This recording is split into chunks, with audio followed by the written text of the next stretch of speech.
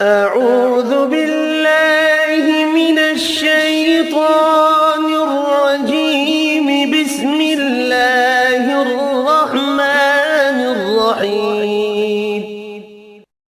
الله لا إله إلا هو الحي القيوم، لا تأخذه سنة ولا نوم، له ما في السماوات وما في الأرض.